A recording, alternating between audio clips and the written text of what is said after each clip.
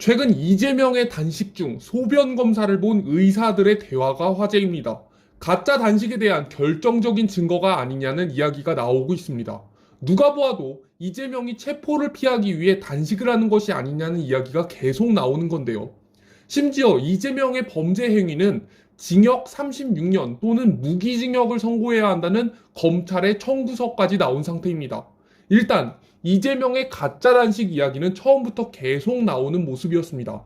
수상한 보온병을 계속 마신다더니 출퇴근식으로 단식을 하면 언제 무엇을 먹는지 도대체 국민들이 어떻게 아느냐는 이야기가 계속 나왔습니다.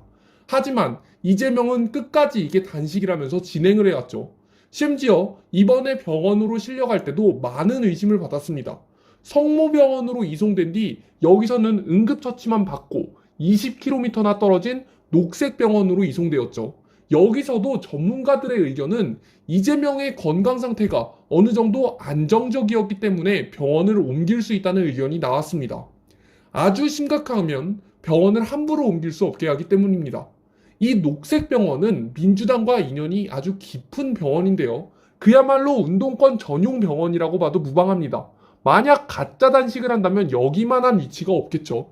초대 병원장은 참여연대 초대 시민위원장을 지낸 사람이고 야당이 단식만 하면은 여기서 치료를 받아왔다고 합니다.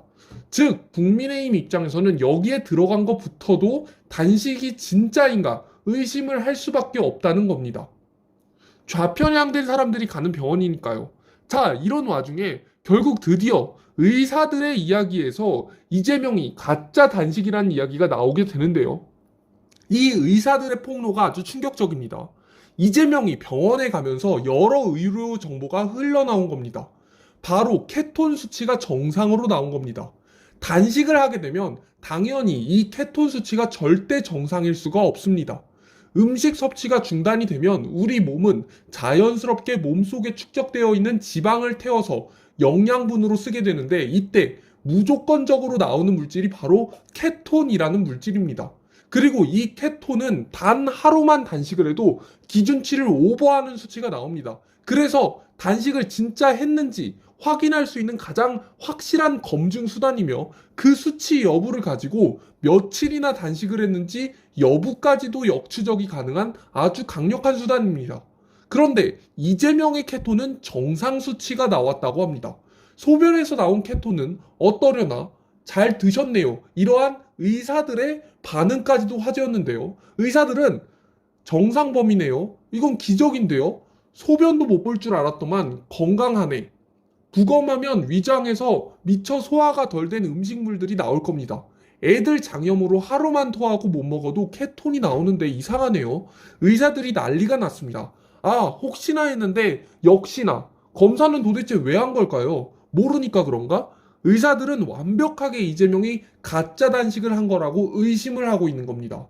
물론 이재명을 완전히 지칭하지는 않았지만 누가 봐도 이재명 이야기를 하고 있죠.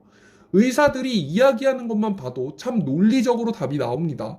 아이들이 장염으로 하루만 안 먹어도 케톤 수치가 비정상으로 나와야 하는데 2주가 넘도록 단식을 한 이재명의 케톤 수치가 정상이다? 전문가들인 의사들은 전혀 납득이 안 되는 겁니다. 그러니까 기적이네요. 이런 말을 하고 있는 거죠. 저 수치가 진짜라면 이재명의 몸은 기적이라는 겁니다. 밥도 안 먹었는데 케톤 수치가 정상이니까요. 무슨 신도 아니고 사람의 몸이. 심지어 이렇게까지 검사 결과가 나오니 녹색병원에 굳이 그렇게 먼데 찾아간 이유가 바로 다른 병원이 아니라 자신의 병원에 간 것이 아니냐. 다른 병원에 가면 바로 들통날까봐 녹색병원에 간 것이 아니냐는 의심까지 나오고 있는 겁니다. 근데 이 와중에 이재명은 단식을 계속 이어간다고 밝혔죠. 당연히 계속 이어갈 수 있겠죠. 케톤 수치도 정상으로 나오는데요. 계속 뉴스 기사에는 이재명이 위급하다, 큰일 났다 하면서 난리가 났었는데 막상 검사 결과는 이렇게 나온 겁니다. 지금 이재명을 향한 검찰의 칼도 장난이 아닙니다. 이재명은 도대체 왜 이렇게 단식을 이어가고 있는 걸까요? 이재명의 검찰에 향한 아주 칼이 장난이 아니기 때문이죠. 징역을 몇 년 할지도 청구서에 적시했다고 합니다. 무려 백현동 대북 송금까지 다 합하면 징역 36년 또는 무기징역을 줄 수 있다고 적시했다 합니다. 심지어 이 녹화를 하고 있는 와중에도 1시간 전 단독 보고에 의하면 이화영이 이재명에게 대북 사업을 최소 17번이나 보고했다는 뉴스가 나왔습니다. 그야말로 이재명에게 악재는 쏟아지고 있는 상황입니다. 검찰은 이재명에게 구속영장을 청구하면서 이화영이 쌍방울 대북 사업과 관련해 이재명에게 수시로 보고한 점을 확인했다고 전했습니다. 검찰은 영장 청구서에서 이화영이 이재명에게 보고했다고 명시한 것만 17번에 달했다고 전했습니다. 심지어 이재명은 경기도지사 취임 직후 주요 사항은 꼭 사전 보고하는 체계를 만든 것으로 파악했고, 특히 대북 사업은 별도로 정기 보고를 받으면서 특별하게 자신이 직접 챙겼다고 말했습니다. 이재명이 정말 이젠 빼도 박도 못하게 된 겁니다. 이제는 정말 단식을 이어가는 것 말고는 더 이상 아무 방법이 없게 된 거죠. 심지어 오늘 낮엔 이재명에게 문재인이 직접 이재명의 단식을 막으려고 찾아왔다고 합니다. 문재인이 아무리 단식을 그만하라고 해도 소용이 없었다고 합니다. 이재명은 그저 죄송하다면서 전혀 단식을 그만둘 생각이 없었습니다. 당연하죠. 지금 단식을 그만두면 감옥에 최대 무기징역까지 가게 생겼는데 문재인이 그만하란다고 그만하겠습니까? 문재인은 이재명에게 단식의 진정성이나 결기는 충분히 보였다.